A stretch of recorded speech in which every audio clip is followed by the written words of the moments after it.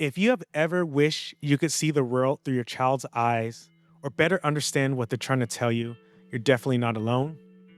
In this episode, I'm sitting down with someone who has that lived experience firsthand. Our guest was diagnosed with autism and has spent years learning to turn what once felt like challenges into strengths.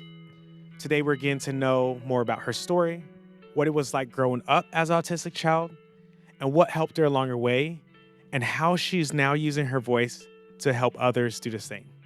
Her work focuses on digital safety, inclusion, and helping families and educators truly see autistic youth. She brings so much hope, empathy, and practical wisdom to the table. And in this episode is the start of a series where we'll be exploring several powerful topics with her. But today's episode is all about getting to know who Mandy is and the heart behind her work and the experiences that shaped her. Hi, everyone, and welcome back to the Autism Family Resource Podcast. We provide guidance and insights for parenting neurodivergent children.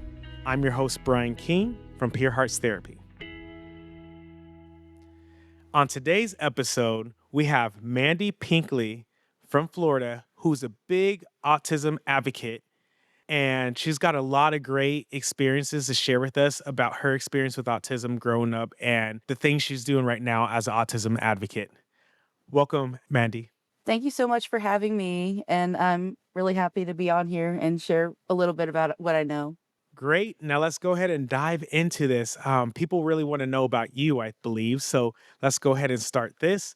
Can you tell us a little bit about your journey and also maybe what any listeners might get from this episode today about your life experience? So I'm sure many people can relate to, first is going undiagnosed for long, or especially girls, they go much longer than boys without getting diagnosed. I only got diagnosed with autism because my mom's best friend recognized that I was stimming because when I get excited or happy, I rub my hands together. That alone changed my life. And so I got that autism diagnosis. And I just wanted to say it's like so important to get that diagnosis, even if, or just to try it, because it's so important. Like on there, the biggest thing was Mandy does not know the difference between an acquaintance and a friend. And that's huge in this world. Hmm. So just been rediscovering that every day. Love that. All right. Then tell us a little bit about your journey growing up, maybe it was some of the things you experienced. I'm the only one that's autistic in my family. And, there was 9 grandkids. I was always left out.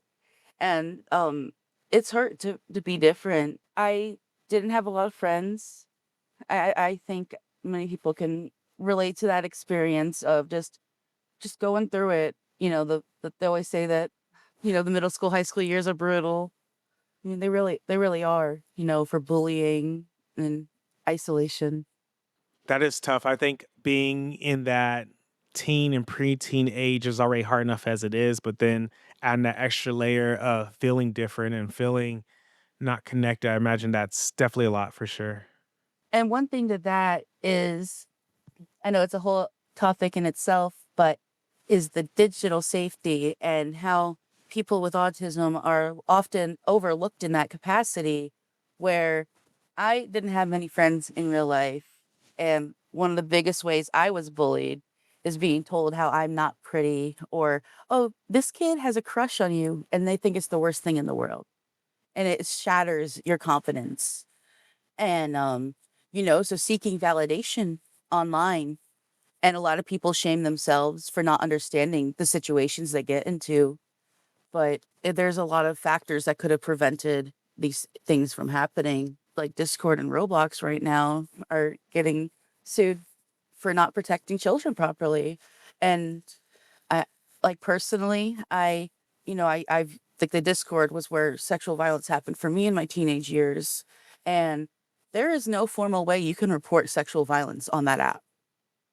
And I went through and tried every way I could, like recently, and that's very concerning because they don't even have the numbers because they don't try to report it. Mm.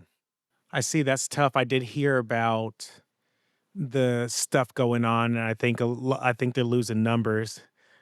justifiably because they aren't being proactive on this situation. And that does sound tough, like what you said about the whole story about just someone just saying, "Oh no, I don't like them," and just feeling rejected. How do you feel like some of these experiences, such as one, your digital safety, seeking online validation, and all these experiences, how do you feel like they've kind of shaped you and who you have become? I never thought that I could turn such deep pain into strength, but my first step into the world of advocacy is to go back is I was given some great advice by someone to write a bucket list, but not just one or two things, 100 things on there. And he said, seriously, it makes you very goal oriented. You got a lot to live for. And then as soon as you get one, go to the next one. So I started writing it and I said I wanted to do a TED talk. I'm not there yet, but I did. I got a speech opportunity from that. And it came from the heart that I wanted to speak about that. I spoke about the impact of the digital age on sexual violence of autistic adolescents.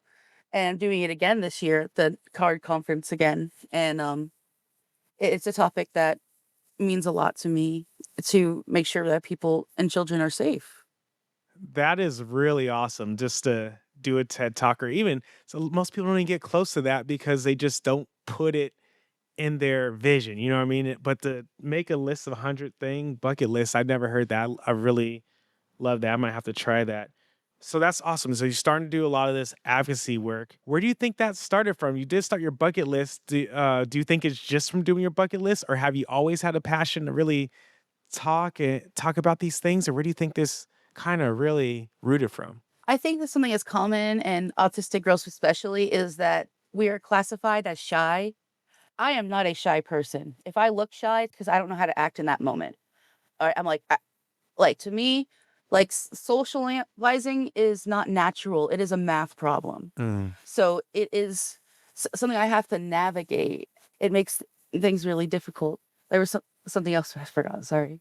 No, totally okay. I like that you said the math problem because sometimes I get that as well. Like, I just think about in school, I hated reading because there's all these different ways of doing things where math is just simple. You do this way, and then you get this every answer. So I imagine if you're navigating social experiences, whenever there's tangents or things unexpected, I feel like that could be frustrating. And I actually have a client I work with where it's like if things don't go the way we planned it, whether he's interacting with somebody else, it can be frustrating or overwhelming. Do you feel like that is something you resonate with a little bit? Absolutely. I think it's something you have to put yourself in uncomfortable situations in order for your body to get used to it. It's something we don't think about a lot is we think we're like so isolated in our own anxieties and it's intense. But something I even recently realized is these people, these leaders that we look up to as celebrities, they're doing it terrified. They've learned to do things terrified, but we never even think about it. We always think, "Oh, we have to be strong." You can be terrified and still give a speech or, lead a war. I'm sure that, these people that are like Napoleon charging on the horse are very scared inside. Yeah, that's a good point. They kind of have that term like fake it till you make it in a way, similar concept of like even people at the top are really trying to have their own problems, right? We all have our own insecurities, don't we? Absolutely. So we got a little bit about you, your growing up experience, and then now you're an advocate. We would definitely want to connect to our listeners, which a lot of our listeners are parents.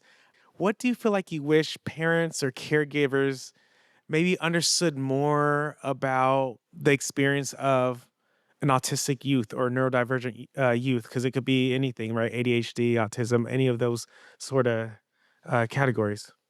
I was just talking with a parent of someone with autism today and about how they experience emotion so deeply because I spoke and they're like they resonated with that is I personally feel emotions a lot deeper than a normal person would and I'm sure that the parents can probably relate to that and just letting them express that like why do they have this intense anger not being like you shouldn't be angry or this is too much anger.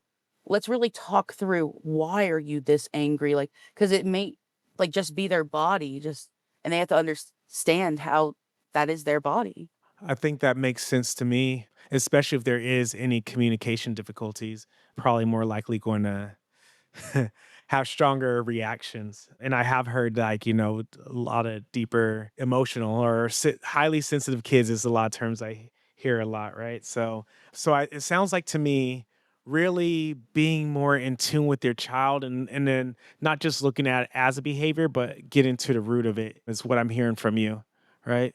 Yeah, absolutely. And check in on them. Like I've been hearing this big misconception of like high functioning autism, like people on the level 1 area, like not being like as significant in in like into the whole picture, but they are.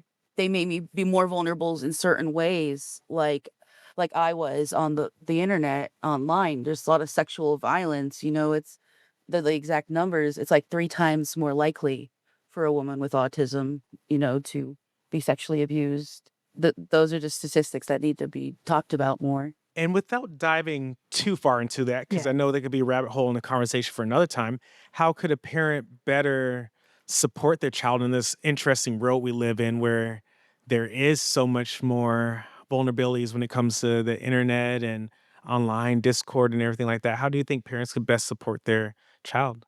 I think making sure that line of communication is open to them if something feels wrong, for them to be able to come to the parent and be like, "This is weird," or like someone they feel like they can ask a question to without being judged, or, "Oh, you should have known that that was wrong," or, "You shouldn't have been in there in the first place." Well, I am. This is what's happening. And there's a lot of guilt versus like proaction, like, let's get on top of this, or um, a lot of kids, I was talking to a group about Discord, they said, "How do we respond to people that are mean to us or like say stuff like that?" So maybe preparing them for different things that people could say in those environments, what the different situations could be, or how to remove yourself peacefully. Mm. So just really having those open conversations sounds like the plan. And I think most parents and even adults could resonate with the fact that if we don't feel open to talk to our parents, we're most likely to do things behind their back, and that's counterproductive. So I think I really love that you said just opening up that door to the open communication without the judgment, because I think most people, authoritative figures or whatever it is, struggle with that a little bit because they want the best for their kids, and sometimes it's more just do what I say as opposed to really listening, right? Yeah, for sure. I think like that great sentence is, meet them where they're at, Mm. like not where you want them to be, because like, I was so thankful that I had my grandfather who always met me where I was at, very, very kind to me, never mad at me for being depressed or anything, and just like, "You got this." And I feel like anyone could use that and steady support. It made a huge difference in my life.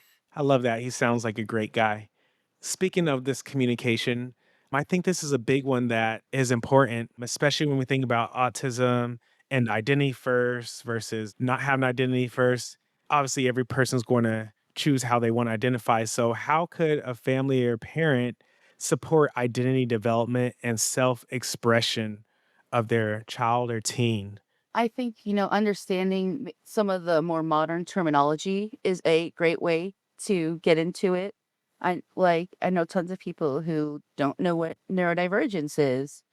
But neurodivergence is just how people function differently in the brain. There's typically just like autism, ADHD, but they've added in a lot more. Or like that neurodivergent support group, it's just going to be anyone that identifies as neurodivergent, not getting into it.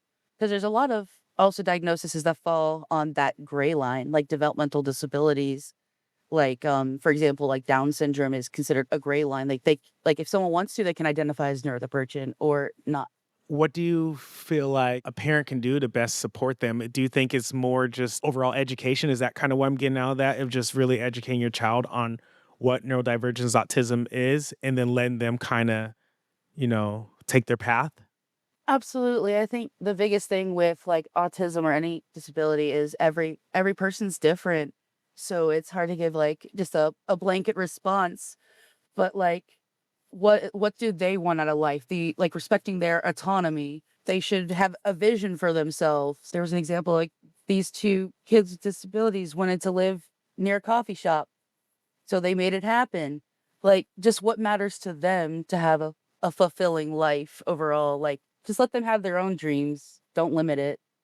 So at the end of the day, it's really just talking to them, supporting them, and making sure they can come to you and really express themselves in a way that's healthy, right?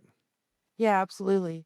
All right. Well, I think this is a good start. And I definitely want us to dive into our next episodes into more of the digital safety, advocacy, some of the things a parent or autistic person can do to be a more bigger advocate. And then talk more about support groups and stuff like that. But I don't want to make this one too long. I don't want to just let people get to know you, but I still want to leave with some actionable steps. So, what are some things or some resources or tools that you give away to our caregivers or parents to really start fostering a better relationship with their child that's empowering to them and makes it so that they don't feel alone and left behind or whatever it might be, so they don't have those traumatizing experiences that a lot of autistic individuals have. Helping them find community, knowing that they're not alone, even at their own school. There's several people who have IEPs. Like finding the people that are going through what you're going through makes you feel so much less alone. Like I personally recommend the Facebook groups or anything like that. Finding people that are going through what you're going through really helps. It makes you feel like you're not crazy. You're not in a different world. You're right here and you're doing the right thing. And I know a lot of parents just need a pat on the back and just to be told you're doing the best you can. You're doing a great job. And speaking of that, is there a specific instance, mindset shift, resource or practice that helped you kind of along this journey that maybe was like a game changer for you? Yeah. So this organization called CARD is the Center for Autism and Related Disabilities. And once I gave them my official paperwork for autism diagnosis, you're a member for life. Like you can have a consultant to ask for resources. And that's the original person I asked you about the speech. I'm like, do you know any speaking opportunities?